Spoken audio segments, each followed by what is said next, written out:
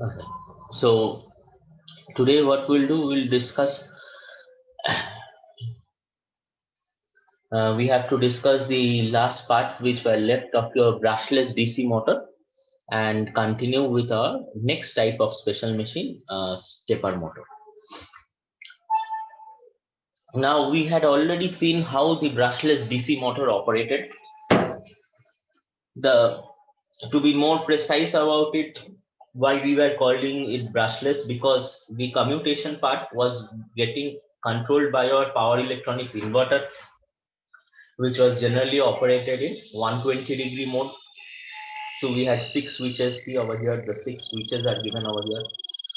But the complex thing over here is that since brushless DC motor has a wide variety of applications for around constant speed, positioning control, as well as variable speed, variable torque, we need to have feedbacks from the output. That means whatever output we want to get, we need to sense that and give a reference and calculate the error, and that error has to be minimized. So how that error can be minimized? Using your PI controller, PD controller, PID controller. Those things can be done using your controllers, which I think you have studied a little bit in control system controllers.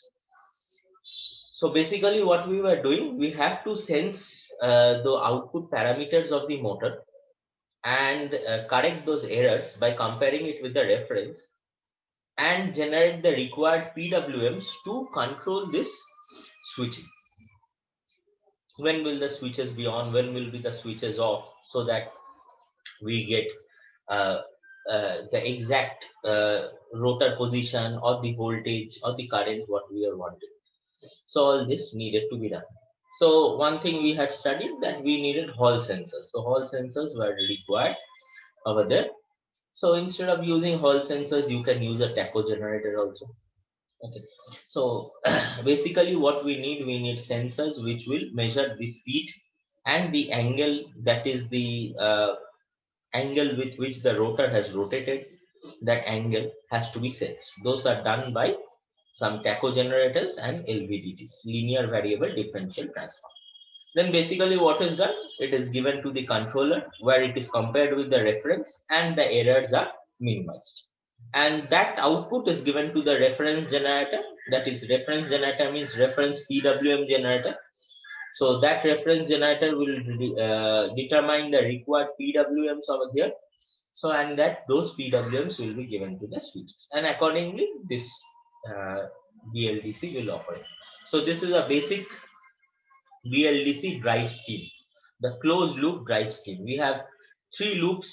One is the position loop, the angle loop is your position loop, the second loop is your speed loop, the second loop, this one through the tacho, is your speed loop, and the third one is sensing your current. The third loop is innermost loop, is your current control loop. So three loops are required. So as already discussed, the control logic over here will be very tough because we have to control three different things. So controlling part is very hard over here. Now this, as a block diagram representation, it is given how it is done over here. Same thing is given how it is done. We have a controller. From that controller, from the speed, if we compare with the speed from that controller, output of the controller gives you a torque, because torque and speed is related, and torque and current is also related. By some factor. Let it be 1/2 lambda p. You can check out what this factor is. So torque is related in terms of current, so that's why it is directly given in terms of T into some constant is equal to I. And from that I, some references are generated, which are nothing but this PWM generator. So basically, how is this omega r star generated?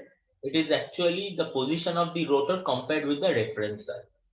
Okay, whatever the pulse you have given to at first, that pulse is read and a reference is given by you, and that is compared. Okay, and that when amplified through a PD controller gives you your omega r star. Then all the process are done same. Through the controllers, all these are obtained, torque and current, and the references are generated to get that required quantity of current, voltage or speed, whatever you need at your output. So that is the basic principle how you apply your closed loop control.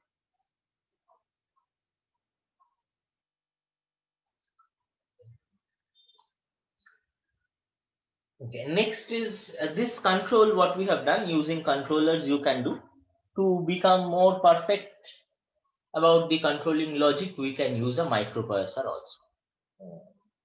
Microprocessor are basically your many. There are 8-bit microprocessor. There are more 16-bit microprocessor. More than that, also microprocessor. You can code them. You can write codes in them, and accordingly they will drive the circuit. So whatever codes you have written in them, they will be processed, and accordingly it will generate signals which can be given to this switches. So basically what we are doing, we have to sense all those things. What things we need to sense. Three important things. One is your speed, one is your position, one is your current. So current sensor is used, and using an isolation amplifier, then through a multiplexer. um, this will amplify. Suppose this is a very low current which is present over here, you need to amplify it, so amplifier is used, and then through a multiplexer it is given to a ADC, analog to digital converter, because your microprocessor is digital data.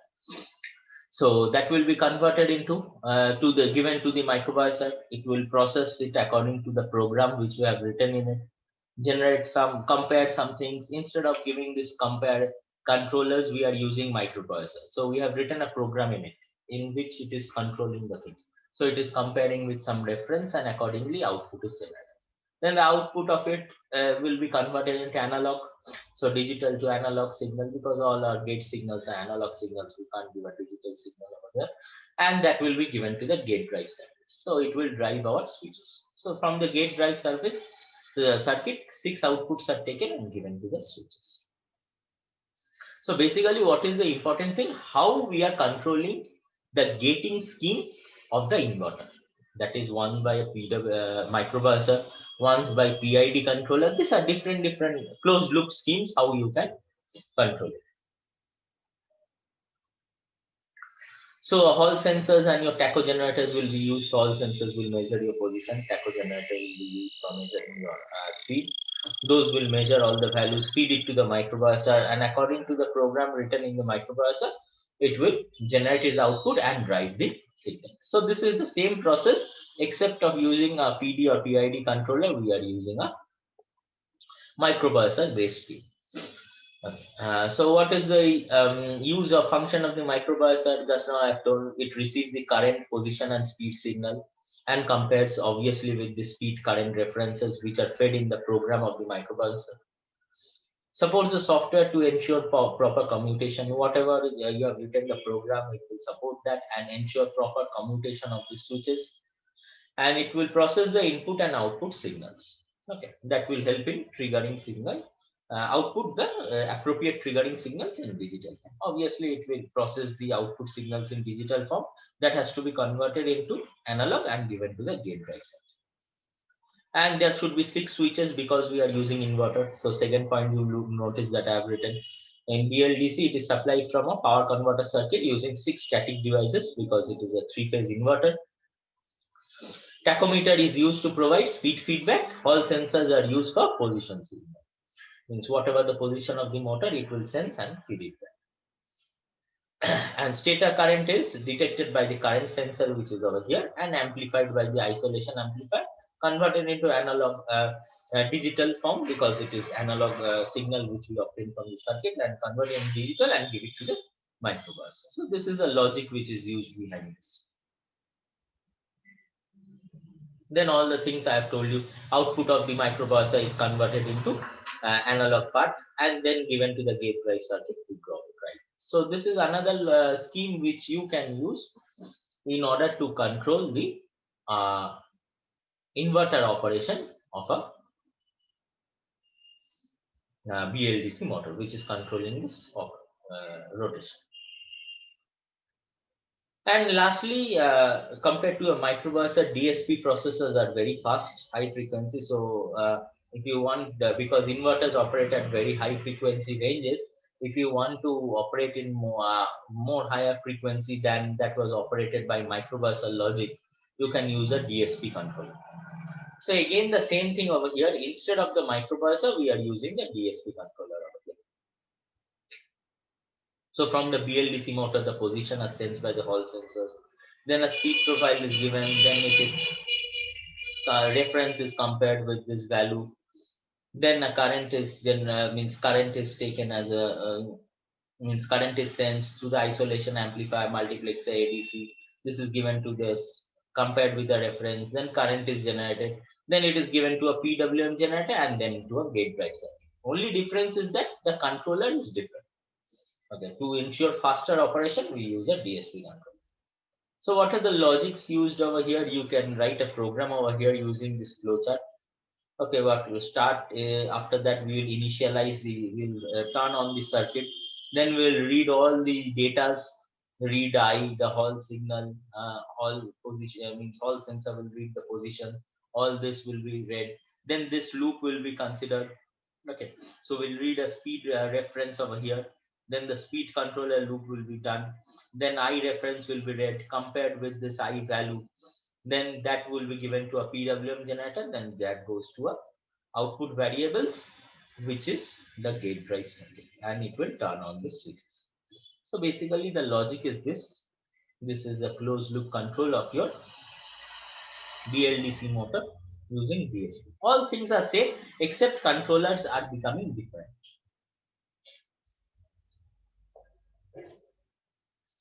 Okay. And lastly, because it can also be done sensorless. So all this what we have doing, we are using sensors. It can also be done sensorless. And how this logic is generally done is that we will basically tap in the voltages at the output.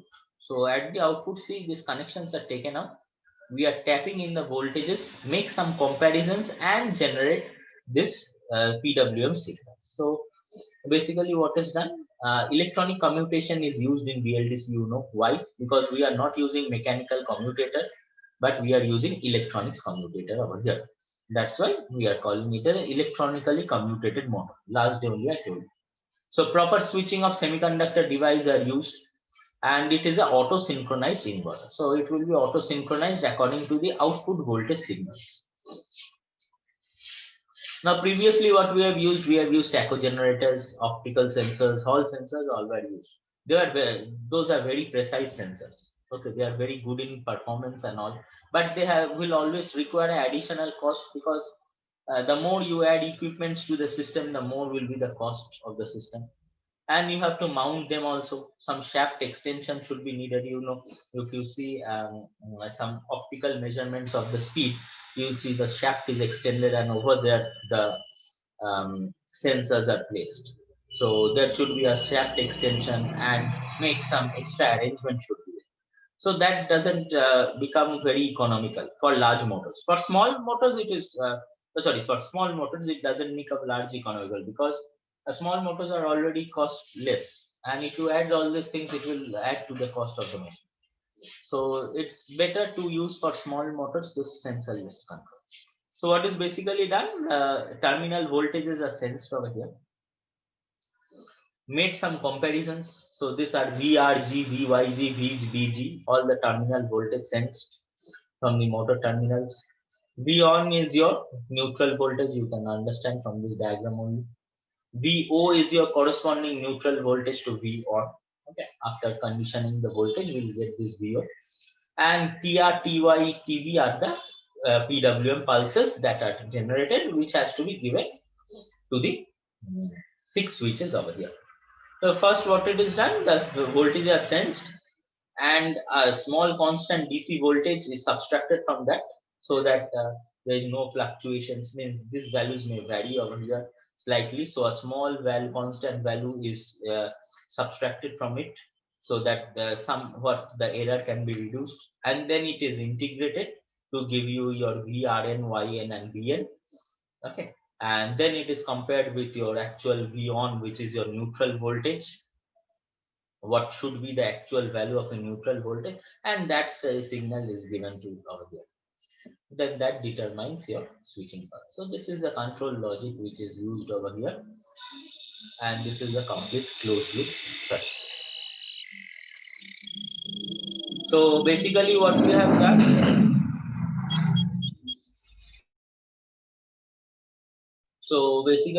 have done, I have shown you all the these are this.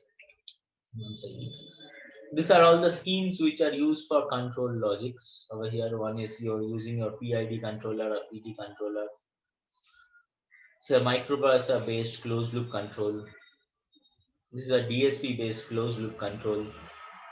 And you can use sensorless closed loop control also for small machines, small BLDC motors, which where cost is a prime factor. So you can just go through once through this. So we'll end BLDC over here.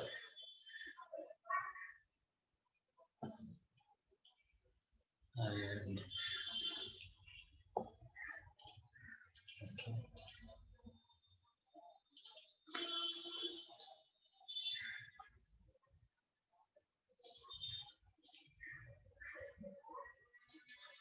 And start with our next type of motor is a stepper motor.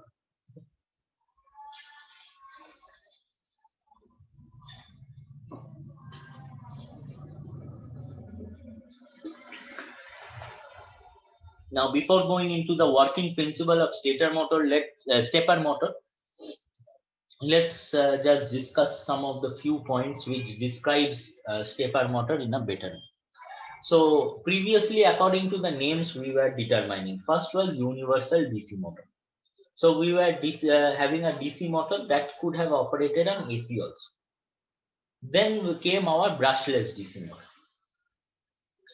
So brushless DC motor, that means we were using a DC motor but in a brushless form. So if there is no brush and commutator, how will the commutation take place? So that is done electronically.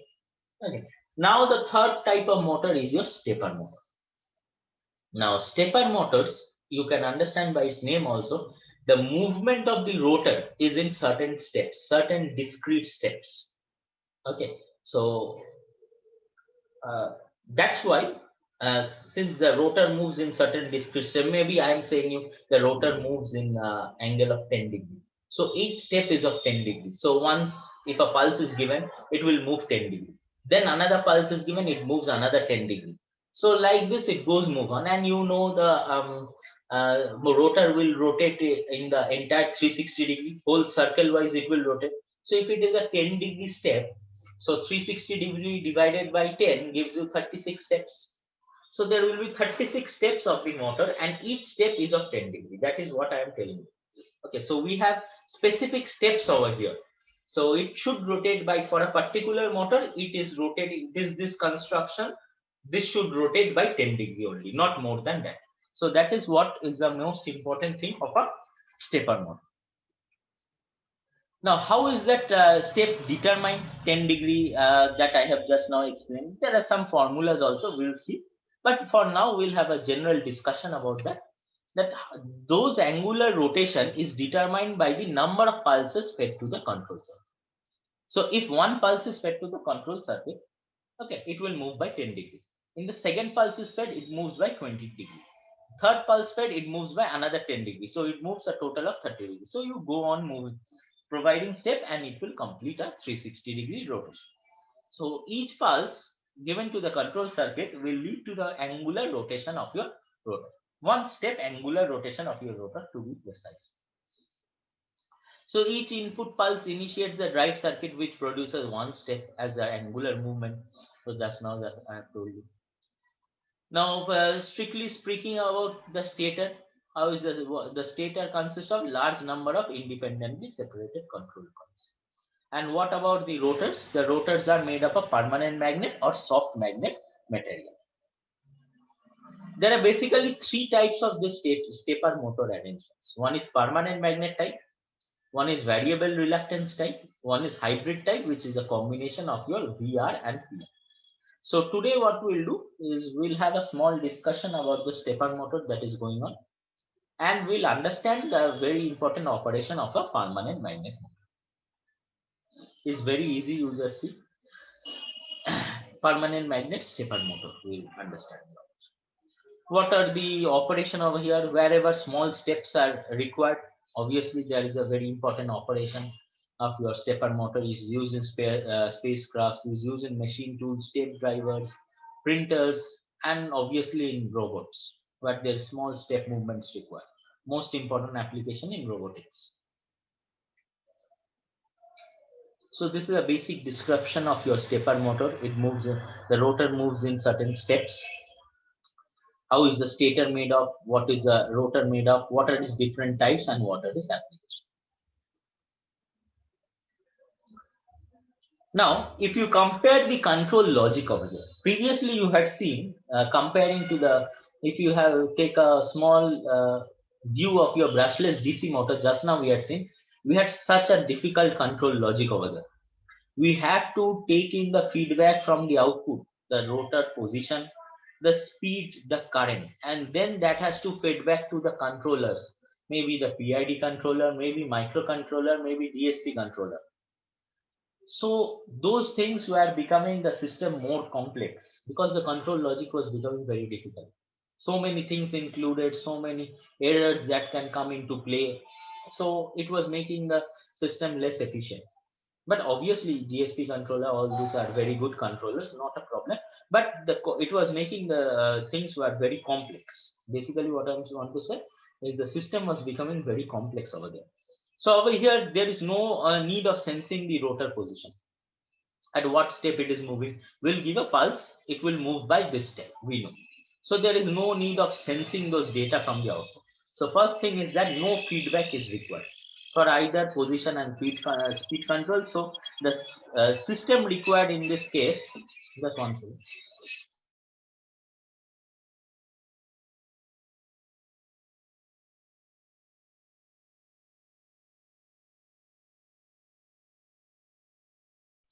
So the system required in this case becomes smaller. So you don't need so much extra setup. So the system becomes smaller, no feedback. So the motor, see over here, a motor is connected, no feedback is there.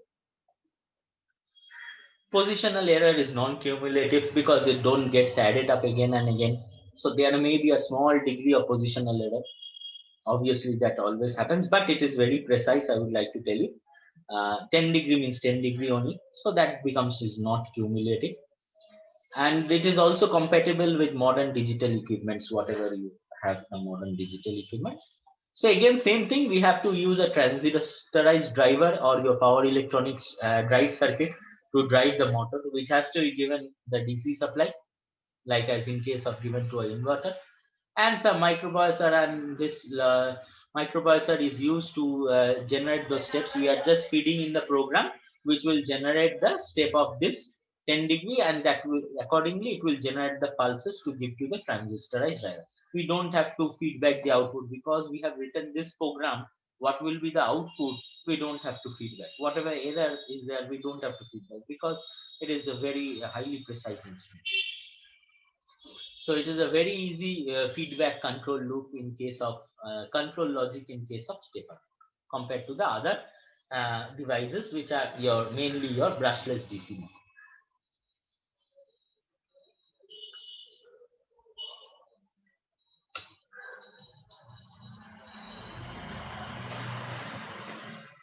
Now this step with which the rotor is moved, that degree, that 10 degree which I have specified is called as your step angle.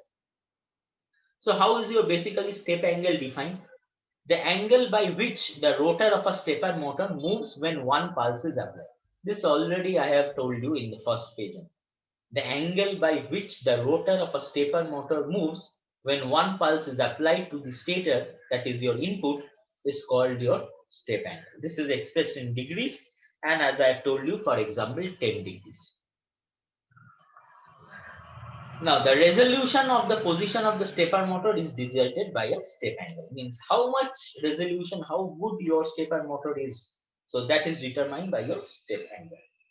If you make smaller angles, that means it will have a high resolution. That means if you want to rotate the rotor through very sharp angles, means 1.5 degree like that, very small movement it can offer. So it is very hard to make those small movement. 90-degree movement you can easily do it.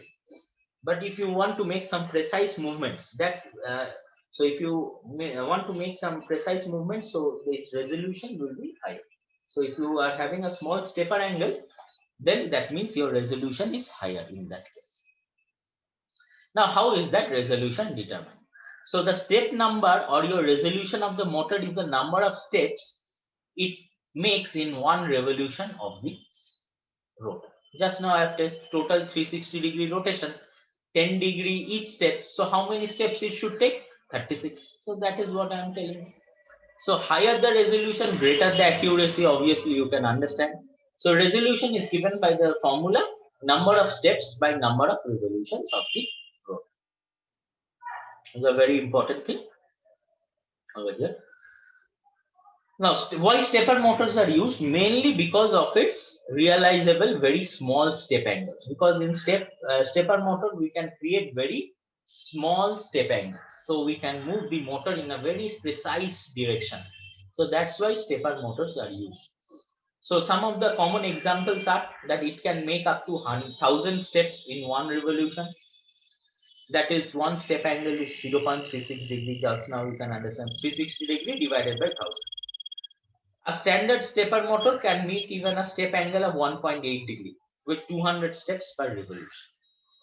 So if you want a very high precise motor, it can create a step angle of 0.36 degree also. And if you take a standard motor, it can take a step angle of 1.8 degree. 90 degree is very high, I told you. Just for example, I told you the value. But see the step angles, what a normal stepper motor can make, 1.8 degree. So 2 degree, very precise. 2 degree also is very small. So 2 degree, very small angles it can make. So that's why we can rotate the motor in a very precise direction. So if you take the example of robotics, you want to rotate the rotor, some obstacle is coming. And if you rotate the rotor, means rotate the your robot by some angle 2 degree or 5 degree, then you can bypass that obstacle. So you can create that using a stepper motor. You can create an angle of 90 degree also. So you don't have to go straight into the obstacle, go 90 degree, then 90 degree it rotates, then again 90 degree it will go. But it will take so much time. It will go 90 degree, move certain distance, then it will have to turn again 90 degree and move again. So you see, you need to move from your starting point to a destination within a particular time. So why increase the step angle by such high degree? Why you will rotate the motor to such high degree, then move it, then again rotate it, then go. Make it more precise. That will increase, that will make the system much faster. So that's where your stepper motor comes in.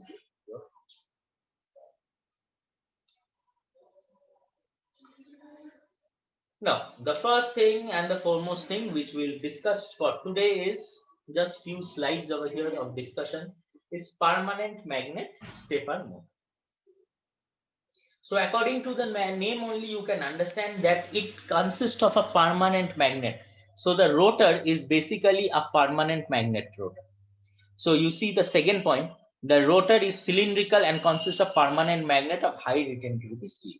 So a good quality material is used for the rotor, and obviously it should be made of a permanent magnet. Now, the stator poles, what are the stator poles?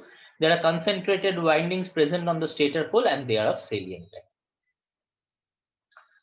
Now, these concentrated windings that are placed on the stator are on dynamically opposite poles. So I'm just showing for this reference. So this is my. Hello, sir. Retentivity. Retentivity mane?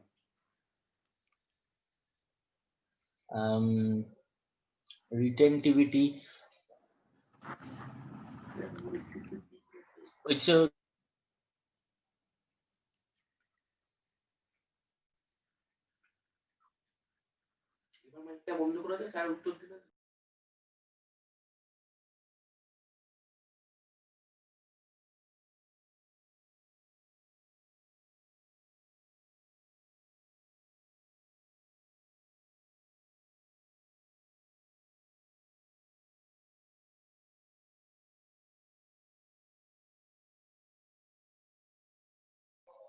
Hello. Hello. হ্যাঁ sir বলুন। হ্যাঁ, ওই যে তোমরা পড়েছিলে না ductility, রিটেন্টিভিটি, মানে রিটেন্টিভিটি মানে ওর প্রপার্টিটা যাতে যতক্ষণ মানে একটা ধরো ম্যাগনেট মেটেরিয়াল ইউজ করছে, মানে ম্যাগনেটিক প্রপার্টিটা কতক্ষণ ও রিটেন করে থাকতে পারছে, যতটা বেশিক্ষণ ও টাইম রিটেন করে থাকতে পারবে ততক্ষণ ওর ম্যাগনেট মানে ওটা কাজে আসবে, ওইটাই বলছি। মানে ওর ম্যাগনেটাইজেশন প্রপার্টিটা কতক্ষণ ও রিটেন করে থাকতে পারছে সেটা। হাই রিটেন্টিভিটি মানে অনেকক্ষণ ওটা পারে। আচ্ছা,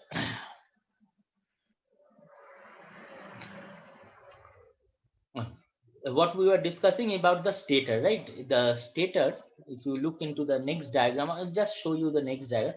See the stator over here. This is the rotor, north and south pole, permanent magnet. These are fixed. So north and south poles are fixed, permanent magnet.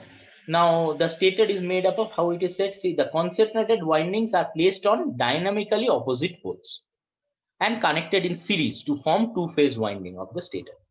So one phase over here is your A phase. See, A and A dash. So the winding comes over here, then connected over here. See, series only. This winding is only continued over here. So these two poles are connected in series. So suppose if there is a north pole over here, there will be a south pole over here. If current enters over here, suppose it is north pole, the opposite over here current leaves, so it will be a south pole over here.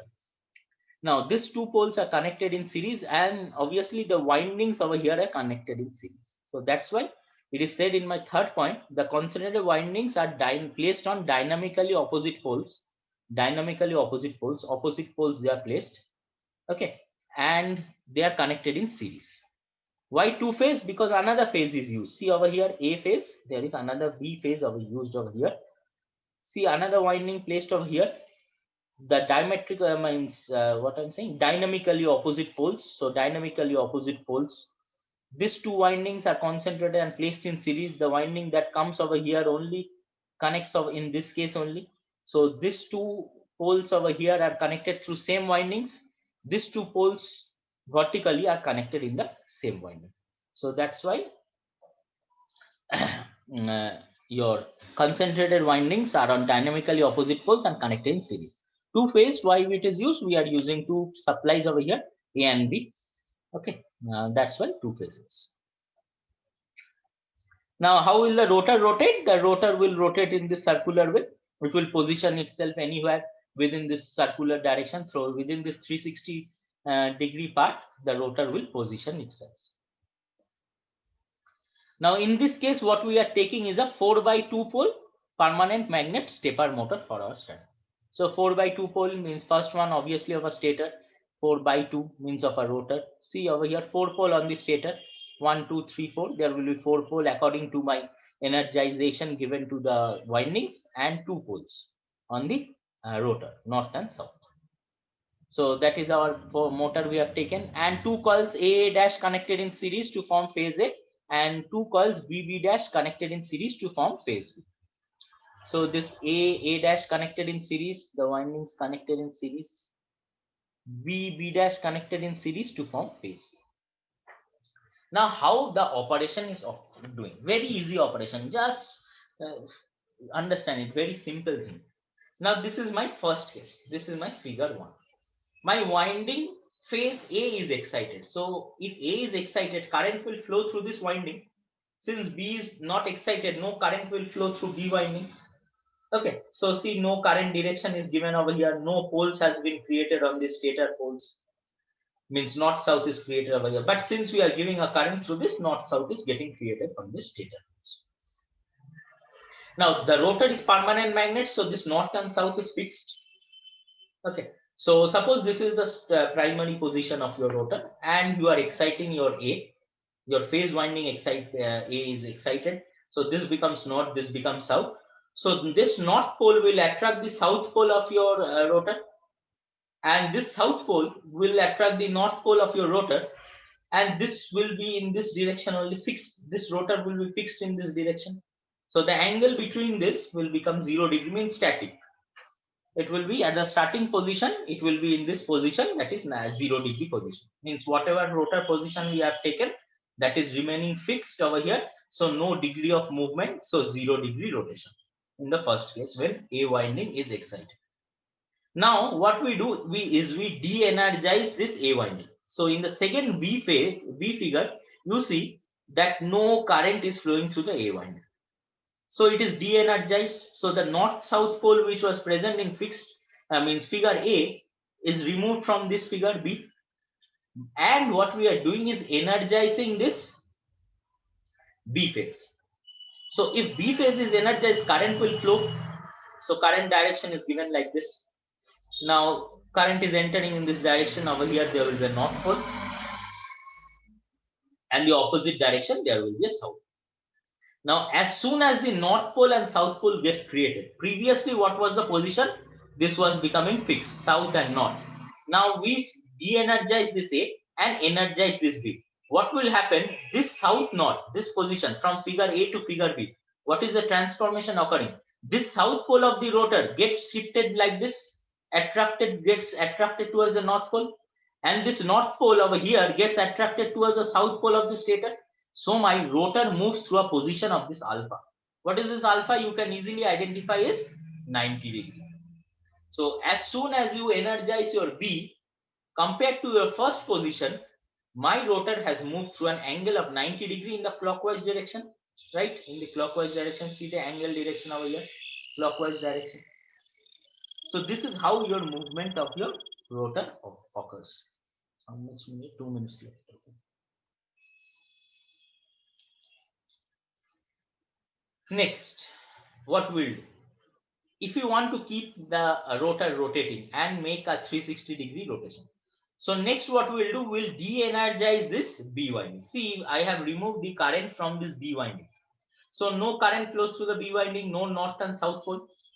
But now what we are doing, we are energizing the A winding, but energizing in such a way that we are feeding the current into A dash.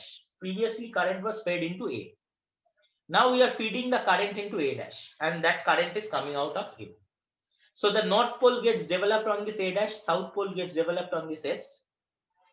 Now over here is north pole. If you do this diagram over here only, this is north. In this third case, this is south. So what will happen to this south pole? Will move in this direction. What will happen to this north pole? Will move in this direction. So see, the south pole has been attracted by the north pole of the stator, and north pole has been attracted by the south pole of the stator. So again, the movement from the original position becomes how much? From here it was 90, from here another 90 degree. So the movement becomes 180 degree. Okay, I hope everybody is understanding. Very simple logic used over here. Then another rotation, another 90 degree rotation, what you will do? You will de-energize this A. See, A is de-energized, so no current is flowing through A. So no north and south pole. See, previously south and north pole was on A. Now there is no south and north pole on A. Now you have to make this B dash to be north pole. So current enters my B dash. So this is north pole, this is south. So compare this figure with this one. So this south pole over here gets attracted towards this north pole. So another movement of 90 degree comes over here from this position. So from the original position, so compare your C and D, right? So north south was this one. Now this has become north, this has become south in the fourth figure.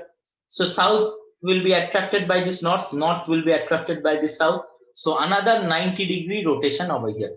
So from the original position, we have rotated how much degree? Is 360 degree. Now you want to make the movement how much degree? Is around 360 degree to ensure one complete rotation.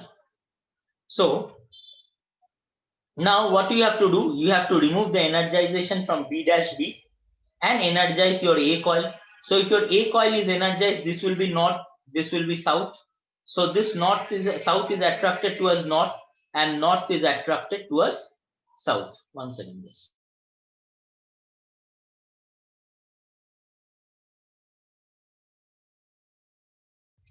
Okay. So this north is attracted, south is attracted towards north, north is attracted towards south.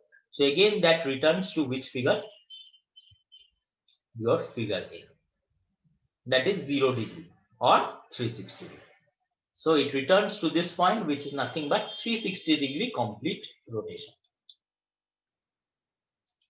So this is how a permanent magnet stepper motor works. Here step angle is 90 degree. Okay.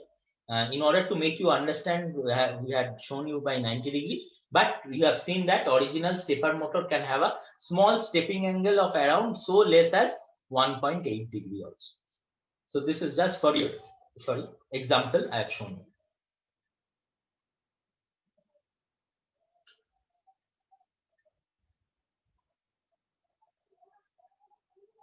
Okay, some extra points which is just for your knowledge. So how is this rotation done? So in order to obtain the rotation is clockwise, right? This way.